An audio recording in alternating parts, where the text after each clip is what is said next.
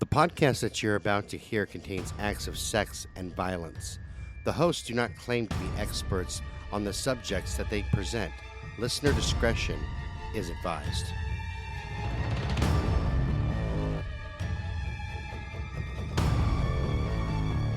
Welcome to Brutal Nation, a podcast series dedicated to lesser-known serial killers and acts of crime. I'm your host, Scott Alexander, and right across from me is the one and the only Tammy Underwood. And Tam, today's your day. What do you got for me for our Medical Monday? Tam, I thought I'd lost that nickname back in high school. That's my ESP going on right there. I said, today'd be a good day to call her Tam. Yeah, no. I haven't heard that since high school, but thanks for taking me back there. Hey, you're welcome. Yeah. A little nostalgia there? Yeah. Medical Monday. These are my favorite. I know. Yeah. Oh, yeah. Yeah. Medical Mondays are my favorite because I cannot fathom, considering my mom was a nurse for so many years, somebody doing these things. But I have for you a recent Medical Monday, and her name is Kristen Gilbert. Sweet. Like, how recent are we talking? Like 90s, 2000s. Oh, okay. Yeah, Well, about like Colin. I was going to say, like Colin. Pretty recent. Yeah, but this woman was a little bit more bizarre than Colin was. Mm. Yeah, and my quote for her is, you're going to love this one. It's from Yajur, Y-A-J-U-R, Veda. And the Is quote... that like Darth Vader? No, that's Vader. But, oh, okay. my bad. Go ahead. I'm sorry. Good man. Good work done with bad intentions inevitably leads to failure. That is why one should refrain from evil tendencies. Ooh, damn. Dun, dun, dun, dun. No kidding, man. That's like some dark, deep shit. I know. There. I've been finding some good quotes to go with my people lately. I got to kind of do that because I've been writing some up and I haven't found quotes except for my opening thoughts. Oh, no. See, the quotes lead them. They give a little, preamble. Well, that's true. All right. So lay it on me. Anyways, Kristen Gilbert was born Kristen Heather Strickland on November 13th of 1967. She was born in Fall River, Massachusetts, and she's the oldest of two daughters. Her parents are Claudia, who was a part-time teacher, and Richard Strickland, who was an electronics executive. Okay, so decent position people. Very. We're not talking like, they're not working. Well, and Fall River's a pretty, affluent area anyways. Where's Fall River at? Fall River's in Massachusetts. It's where Lizzie Borden is from. Oh, okay. Yeah. Okay. That every time I hear Fall River, that's all I think of is, Lizzie Borden and her axe. Gave her family 40 whacks? Yeah, well, that's the rhyme, but that's not how it went. But so by the time she reached puberty, though, her friends and family began to notice that she was becoming a pathological liar. This is also around the time she, faked several suicide attempts in an effort to manipulate those around her. And she would violently threaten others around her. Holy shit, it kind of does remind me of Colin because Colin had all those suicide attempts too. Well, yeah, but these were faked. She actually called a boyfriend to manipulate him and told him that she swallowed a bunch of glass. Okay, but Colin also, I still believe he faked his. Oh, yeah, that's true, too. And it comes back to when they offered up, hey, we're going to go for the death penalty. He's, okay, no, I'll do whatever you want. Don't put me to death. If you really wanted to die, that was your thing, you would have embraced it. Exactly, because we've had ones that have embraced that. Right. They're like, this is exactly what I want. Yeah. Let's get... let me think of that line. Hold on. Hurry up, you Hoosier bastards. That's right. Hurry I up, could you have killed Hoosier 10 men while you're fooling around. That's right. Yeah. Damn Hoosiers.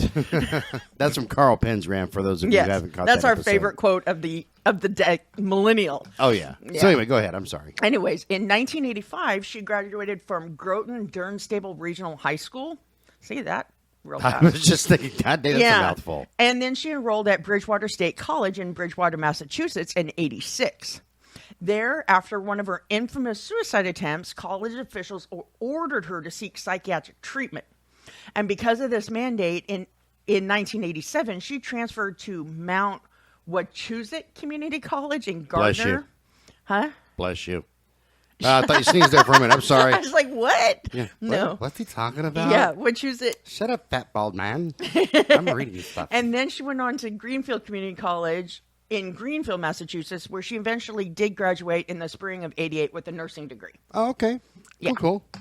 Okay, so sometime in 1986, while she was still in Bridgewater, She had, around the time of her infamous suicide attack, she took care of a mentally disabled child as a home health worker. Okay? Yeah, no, it wasn't Jake. No. Sorry. He wasn't around back then, remember? Oh, yeah, that's right. That's probably pointing towards her Yeah. intern. One day she was going to give this child a bath, and I couldn't find out information on this child as to their gender or extent of their disability, but the bathwater was so hot that the child sustained burns over a significant portion of their body. Was it by accident? And I asked that legitimately because there was one time when Jake and I were on the road and traveling, and we stopped off at a truck stop. We used the bathroom, everything like that, and the faucets were backwards. And I didn't know that. And I'm in a hurry and what have not, so I get him to go wash his hands first. Come on, I turn on what I think is the cold water, and he touched it. Ooh. And it just happened quick. He burned his hand. Oh, crap. So was it like an accident, or was this... They don't say, but they do say, I mean, they go on in to say a little bit later, kind of, they don't believe it was. Oh, okay. Yeah. You would think a tub full of hot water would be pretty evident with the steam. You would think so, with all the steam and everything. The heat rising off of it before you put a kid in there. Yeah, I was going to say, and don't you usually test it with your wrist or something? I mean, I did as a mother. I did that with Jake. Okay, I was going to say, I don't know how you men do it, but... Oh, no, we just plop them in there. Kind of like fishing. We're swim. That's right. Swim or drown, damn it. Swim or drown. Yeah. So also in 88, after when she graduated, she married Glenn Gilbert, and she got a job at the VA Medical Center in Northampton, Massachusetts. Eventually giving birth to 2 children. She claimed her work there was rewarding, challenging, and exciting. She was well liked by her coworkers and was even said to have organized yearly gift-giving events for the impoverished families of patients. And her supervisor said she was more than capable of work, and they were pleased with her job performance. Oh, sweet. I actually admire somebody who has good work ethic. And Me too, Yeah. normally. But let's go on. Now, so far, I got to tell you, I'm kind of liking her. I mean, the suicide attempt thing is bullshit. yeah. But all in all, I kind of like her right now.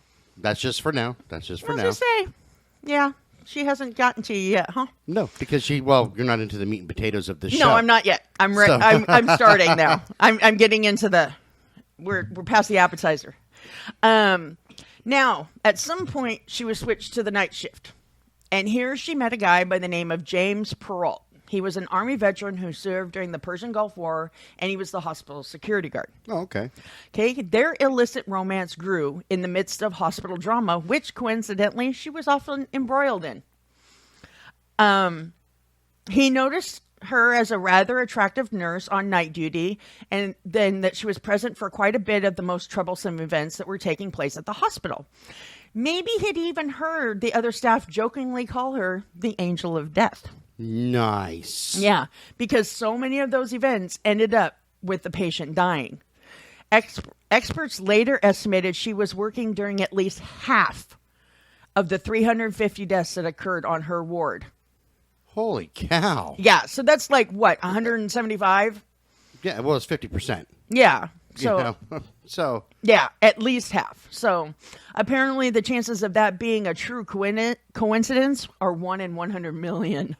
So, Jesus Christ. I don't believe in coincidences. So, she began to fear that the thrill of their affair being so illicit would not be enough to keep him interested in her.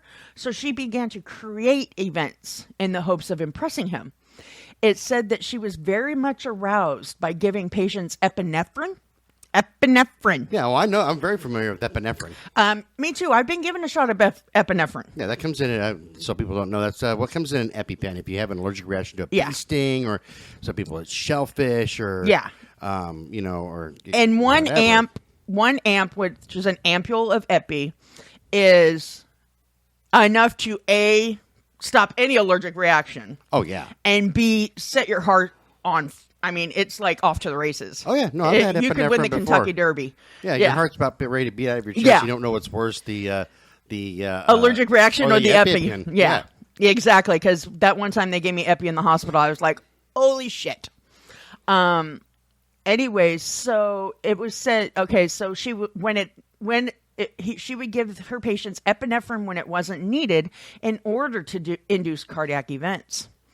That she would relish the attention she received from Perrault and others when she rushed in and saved them, or at least appeared to intend to save the coding patients. Okay? So now the affair is turning deadly. Her marriage began to fall apart. Well, hold on. Now, you mean prior to even right now? If she's already giving people epinephrine, worse. Jesus Christ, man. It's getting worse. Her marriage had started to fall apart. And this is when she took matters into her own hands. She allegedly started lacing her husband's portion of the meal she prepared with a diuretic. Ooh. Yeah. Brutal. So prosecutors later claim her husband told someone that Gilbert was attempting to get him out of the house by Thanksgiving. Come hell or high water. Jesus and Christ, he started man. getting pretty ill, and she had to take him to the emergency room to get treated and sent home. So just a question so I can clarify it in my own head, because as far as I understand that diuretics work, it basically gives you the shits, right? Oh, no. Diuretics make you pee a lot. Oh. And when you're peeing and you're not replenishing, you lose potassium and everything, and it really fucks up your kidneys. No, that I knew, because I actually wound up in the hospital for drinking too much water. Oh, yeah. You can literally drown yourself. And I didn't even know.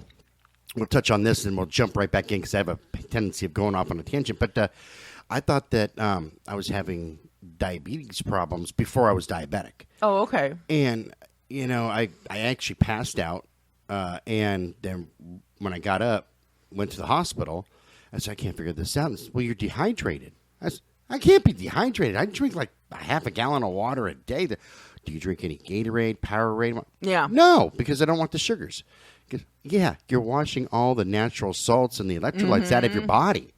Yeah. You have to drink some of that to retain the water. Oh, shit, okay. Yeah. But, yeah, it was shitty. It was, literally. Oh, no. You piss and you shit a lot. So anyways, she takes him to the emergency room when he's ill. He gets treated and he's sent home.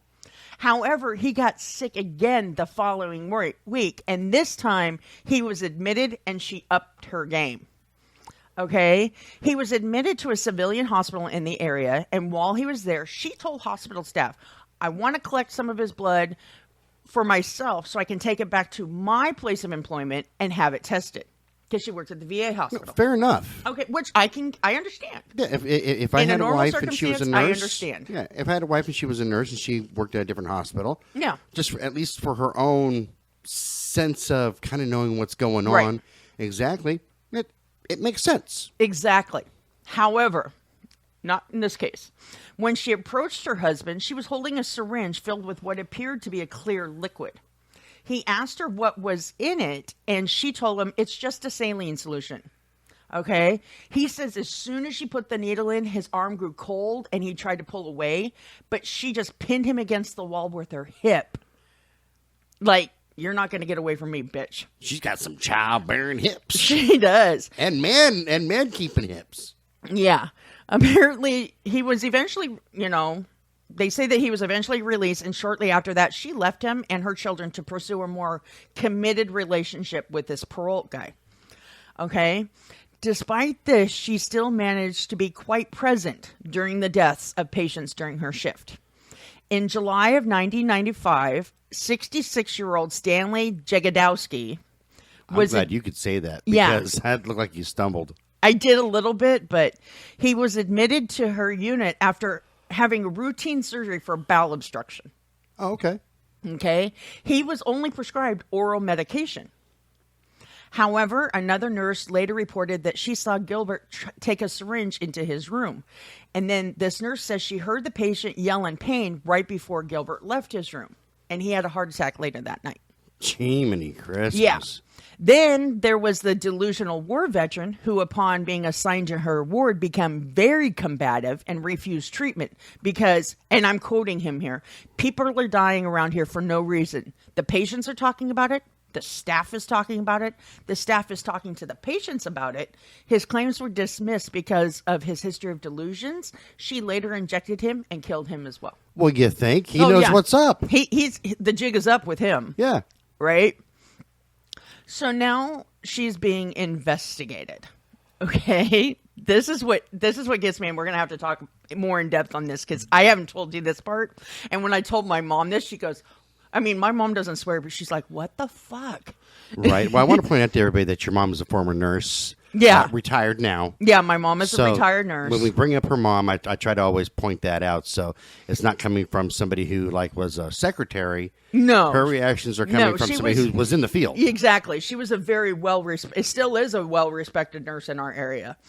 So in February of 1996, a couple of nurses actually filed formal inquiries as they suspected her involvement in at least 2 deaths.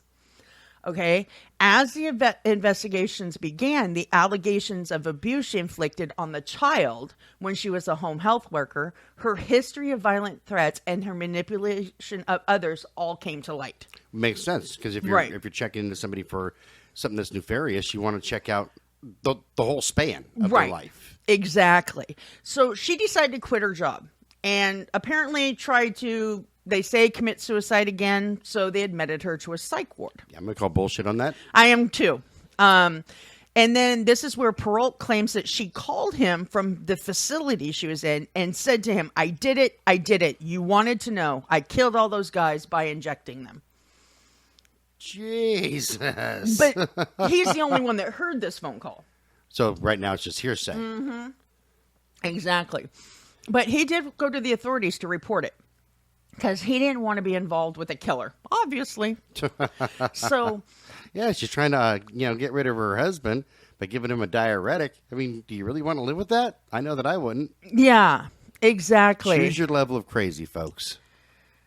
Exactly. So the investigations found that she had injected a number of her patients and was suspected in quite a number of deaths that occurred while she was on duty. However, they were only able to prove she was involved with 4 former soldiers, murdering 4 former soldiers using the epinephrine.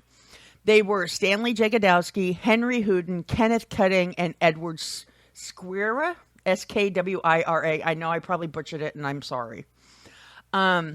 She gave these people enough adrenaline. In one instance, it was said she gave the patient 3 ampules of adrenaline. I mean, 3. Epinephrine, right? Yeah.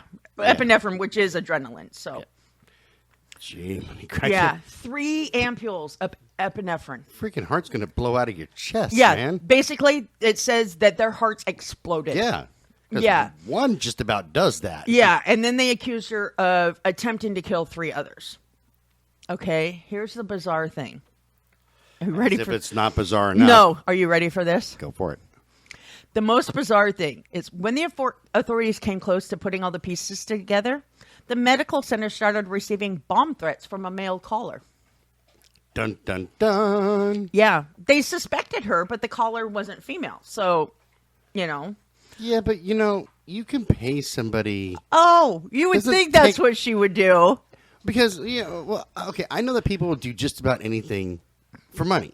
Yeah. And it doesn't take that much cash. No, you can pay any bum off the street to do anything. I'm glad that you said that because when I used to run the 5 boroughs of New York in a semi, there's some places you just don't naturally park because you'll get killed. What I would do is I would pay 2 bums $20 a piece. Tell them, look, there's another 20 in it for you each, provided nobody wakes me up in the middle of the night. And you get your money. And sure enough, man, the bums would watch my damn truck. Oh, yeah. And I've woke up to people going, no, get away from that truck, man. Like getting all bum crazy on them. Oh, yeah. It cost me like $80 in total, but man, I got a great night's sleep. Just poke myself in the eyeball. That's a good job. I know. I'm good. Anyways, no, you would think she would do that, right? That's what I thought. That's what makes most sense to me. Yeah, she's not that smart. So the authorities put her under surveillance because they didn't want her to skip town. And that's when an officer that was surveilling her noticed her stop at a phone booth and make a phone call. At the same time that the hospital reported receiving a bomb threat. So, does she have like a voice changer or something? They were able to trace the call back to that location. But how is it possible when the caller was a man? Okay. Well, when they went to arrest her, they asked her if she had a voice altering device. And you know what she did? She handed them a child's toy that when she spoke into it, it sounded exactly like the bomb threat caller. Wow, this one's a genius. Dude, I'm just, this is what gets me is, you've done this. You've killed these people. You did it. I mean, she was said, I don't know if I have it in here. Oh, yeah, it's right here. During her trial, the prosecution claimed that she had injected these patients, ultimately killing some, if not most, because she wanted to impress the security guard. As part of the security team, he was required to be present during the emergency calls in the patients' rooms. And while she would be attempting life-saving measures on these patients in cardiac arrest, she would be looking at him admiringly. And it was also reported that she was seen playing footsie with him as her patient lay there dying. Jiminy Christmas. God dang, man. It's like, oh, so I'm saving these people's lives. Look how amazing I am. That is beyond fucked up. That is crazy. That is just crazy. I mean, we've all done stupid shit to get the attention of the opposite sex. Well, that's nature. That's human nature. I've done it. You've done it. I'm pretty sure that most of our listeners out there have done it. But when do you say when? You know what I mean? Like, when do you sit there and really think it through and go, hey, is that worth it? That part of this, is it really worth it? Is it really worth it if this is what turns them on? I mean, that you're so afraid of losing somebody that you have to invent situations to quote unquote impress them. Right. I guess I've never been in love on that level. That's a scary level, though. That's an unhealthy level. We've talked about my second ex-wife. Yeah. And I loved her a lot. But you know what? I don't think I would do something quite that stupid.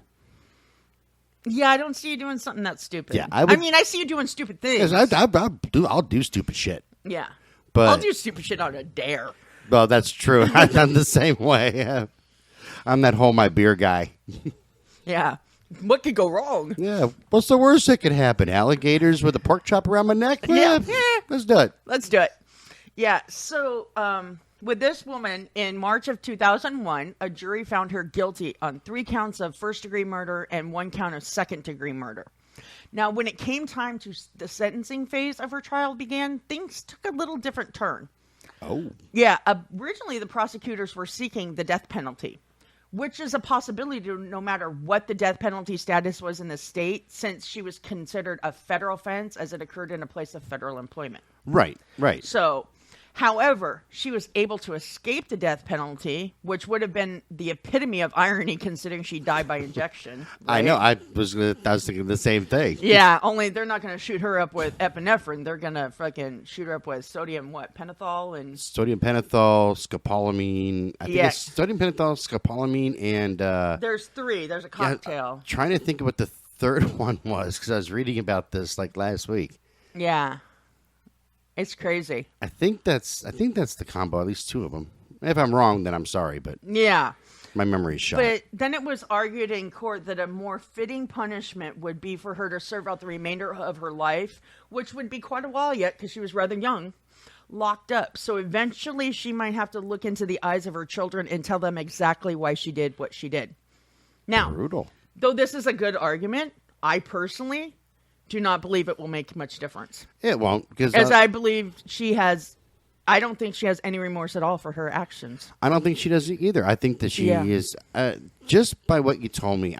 I get this feeling almost like I'll do anything to get exactly what I want, and everybody else's needs is less than secondary. You know who she kind of reminds me of here? Kathy Wood. Oh, from our Lethal Lovers.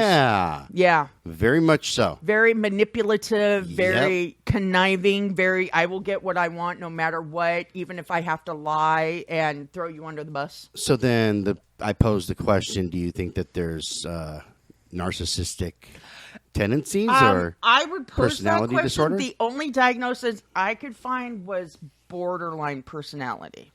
Okay. But they're kind of similar. Right. And she's kind of a hard one for me to sit there and rip apart on that level, only because she she was doing this to get the attention of someone else. Exactly. But at the same time, she was Which doing is a very it, codependent action. right. But at the same time, she was doing it also to bolster herself, Correct. to present herself in a better light Which is very narcissistic. to the person that she wants. So it's I'm sitting there going, I know. which one? We're in a conundrum. We're in a conundrum here. No, But yeah, criminy. exactly. She displayed a lot of codependent, actions as well as narcissistic, self-improve, I'm going to show myself in a better light, Right. better than everybody else. But yeah, so she has received 4 life sentences, then they're all to be served consecutively. Oh, so she's never getting out. She's never going to get out. No. And she's at a federal facility in Texas. Texasa. Well, God bless Texas. Domo arigato. That's a commercial from way back. Oh, okay. You kind of confused me. You're going Japanese on me. What the hell? No, this guy was bidding on something online, and from something in Japan, and they won in Texas, and the guys in Japan goes, "Oh, Texas," and the guy in Texas goes, "Domo arigato." It's funny. I think of Sticks and Mr. Roboto, but I know, okay. right? No, but yeah. So this is her. I mean, when I found her by accident. Oh, okay. Yeah, because I've been watching a lot of docuseries lately to see if we can come up with more research and everything. Right. And when I heard this, I'm like, oh, we gotta feature her because A, she's recent, and B, she was just bizarre. I mean, knowing that the walls are closing in on her, so hey, let's call in bomb threats. Well, that, and instead of denying the call for the bomb threats and saying, hey, I don't know what you're hearing, but it wasn't me, and then listening to the tapes and going, see, that's a guy. That's not she me. hands them the voice manipulator. Here you go. So she's the exception of my rule when somebody sits there like my airport rule. Did you pack your own bags? Oh, you caught me. Nobody says that. Well, apparently she does. Yeah. If she goes to the airport with bags that somebody else packed, hey, did you pack your own bags? Oh, you got me. You got me. Nope. It's full of dynamite and explosives. We're just going to blow the shit out of everything. Somebody else packed them for me. I don't know what's in there. Yeah, no, I was like floored when I had all her information, And she just, and if you see her picture, she looks rather innocent. Most of them do, like the little lady that we featured. Oh, yeah. Puente. Well, see, I didn't think Puente looked innocent, but you did. So I did. She looks like she's ready to make me cookies. I'm ready to go to her house and say, Grandma Puente, can you make me some chocolate chip cookies? She probably had them laced with something. Probably, and I'm stupid enough to eat them. That's the fucked up thing. I make you some good cookies. Oh, no problem there. Oh, I don't feel so hot anymore. Why am I bleeding out of my ears? Please don't bury me in your backyard. Don't bury me in the backyard. Bury me over by the rose bushes or something. Yeah. Need decent burial. No. So, yeah. So this girl was pretty interesting to me. It sounds like it. Gee, Merry Christmas. Yeah. I don't know where else to, because like I said, I kind of equated her to Cullen. Very much. They got a lot of parallels. They did have a lot of parallels. His estimated body count was higher though, because way higher. But she didn't operate for very long either. Right. She wasn't a huge operator like he was. Yeah. But still. Okay, so some of the things that they don't have in common is it doesn't sound like her story changed. No. And Colin's did because multiple times. And I was actually just listening to that episode that we did with Colin yesterday. Right. Where he said, "Hey, I walked around in a fog all my life and I don't really remember." And then say, "I wanted to spare the patients." And I from fantasized about how I would do it. Yeah, and then turning around saying, "I fantasized how I would do it. Well, I just wanted to end their suffering." Yeah, bullshit. It's all BS. Yeah, his life was a bunch of contradictories. Yeah.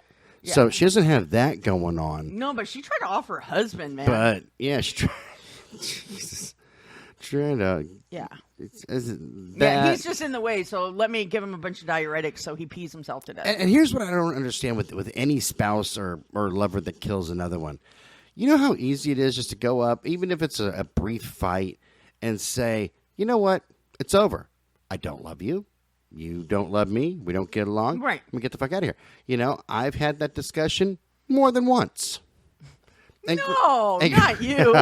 With my history of being married and my relationships. And granted, sometimes there's a huge fight involved. You know, where they get all pissy and everything's your fault. Chalk it up to, oh, well, you know what? Shit happens and fucking walk out. You don't have to kill anybody over this shit. Exactly. There's no reason. Exactly. It's just, Jesus Christ, man. Yeah, those that, kill their spouse or loved ones, even their children or whatever, to, So was there anything that said what kind of husband he was? Because I'm just... There wasn't. There was no... I didn't see I want to find it out for her. Allegations on abuse or anything. See, I want to try to find it out for her. Like, seriously, I want to find it out. Like, maybe... well, okay, so we went over the parents, and the parents seem like they're decent. Yes. Not perfect. She did claim that her mom was an alcoholic, but there was really no evidence. It's just her claims. I have friends that their parents are assholes, and they're not out killing people. Yeah. Exactly. So, okay. We have a slight claim that the mom might have been an alcoholic. Not substantiated. No. Husband, there's no history of beating her or even really, it doesn't sound like saying boo, like coming in and saying, you're this or you're that. No. I saw none of that. Not even her allegations that he was abusive. Nothing. I would like, just for my own sake, to have a little bit of a catalyst.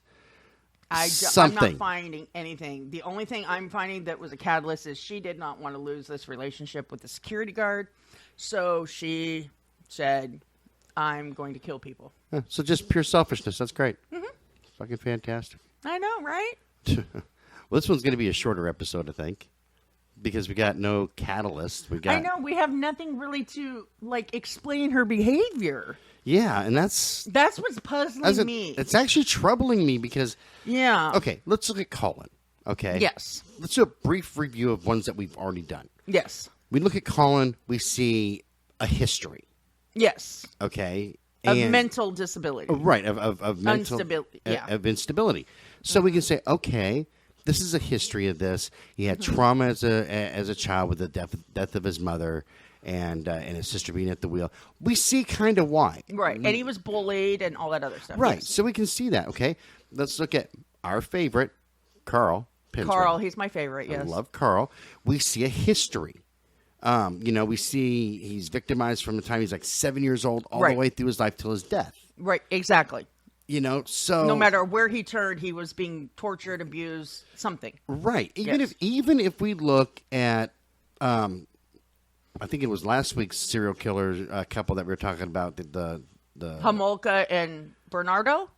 Oh, when did we do the Medical Monday? I'm sorry, the Wood and Graham. That was the first week's Tuesday couple. Oh, my bad. Yeah, no, you're fine. I get all my days mixed up these days. He does. We both kind of do, but that was the first Twisted Tuesday because they fell under 3 categories. That's right. I remember. We featured them on a Tuesday. So when we look at them, we have still catalysts. Yeah, okay? One was a pathological narcissist. The other one was a borderline. Right. And, so we've got, and matter of fact, what was it? Graham, her dad killed their dog, and then she had her dog killed and everything, and all kinds of stuff. So there was a lot of hugs. So we see a catalyst. We can see something that we can say, okay, we can show a history exactly that could cause this to happen. Exactly.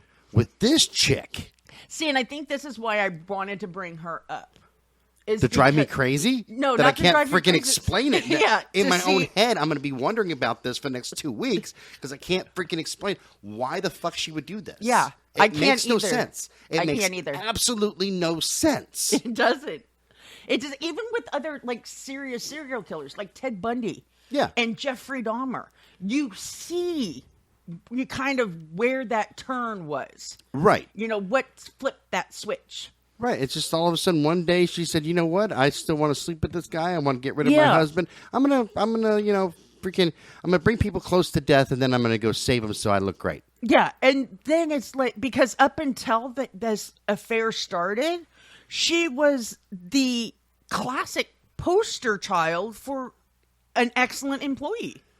Okay. Well, from what they're saying. I can probably pose this, and it's going to sound pretty rude or gruff or callous in a way, and probably disgusting to some of our listeners.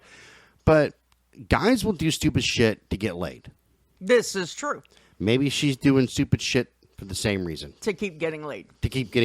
That could be very well true. Because I'm not hearing like she was in love with him. She admired him. Yeah. And I'm sure that there was some emotional attachment to him as far as caring and things like that. But nowhere in there am I hearing she was deeply in love with this guy. Yeah, me neither. And vice versa. No. So I know. It's just, she's it's doing really it for the weird, dick? huh? That's the only thing I can say is maybe she's just doing it for the dick. You know, and maybe that is exactly why, but you know, it's, I guess it boils down to no matter how much you like dick, is it really that good? And that you kill for it? I say the same thing about having sex with women. As you know, there's no woman out there worth me killing over. Because remember when we had the whole string of things where women were getting guys to kill like their husbands for them and shit like that. Yeah. That's back in the 80s. Yeah, it's where they're students. Yeah, like And and it was shit, like almost yeah. every fucking week, you know. Like Mrs. Smith had Bobby from school, her class kill her husband. You know, I know that a lot of you ladies out there might think that you're the bomb in bed. You ain't worth killing over. Like honestly, like if some, now, don't get me wrong. Like if I'm with somebody and somebody breaks into my house and I got to protect someone, I'll kill them. I got no problem with that.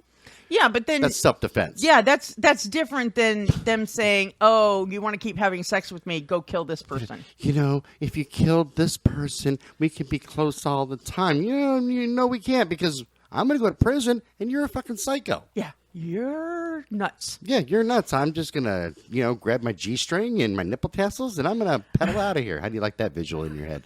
I fucking hate you. He does this to me on purpose, people. I just want everybody to know that. It's leopard print.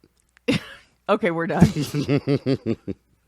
All righty, we're going to wrap this one up. Yeah, and if anybody out there has any more information on this and what possibly, if there was something we missed, please let us know because we are desperate to figure out what her dealio was. That would be amazing if we can have somebody that was firsthand, or maybe even dig up her husband. Not dig up because he's not dead. I'm sorry. Unearth him? No, that didn't sound right either. I almost said something. I almost said that same thing, and it was just very out of context. Maybe we could find him and talk to him. But anywho's, if you want to send us an email, you can send our email to brutalnation.cast@gmail.com. Check out the website at www.twistedbluellc.com. You can also reach us that way right there and check out some of the other shows that Twisted Blue offers. This has been a Twisted Blue production. Copyright 2021. This is Scott Alexander with Tammy Underwood, and we say we will see you later as we hunt down more lesser-known serial killers. Bye-bye. Bye.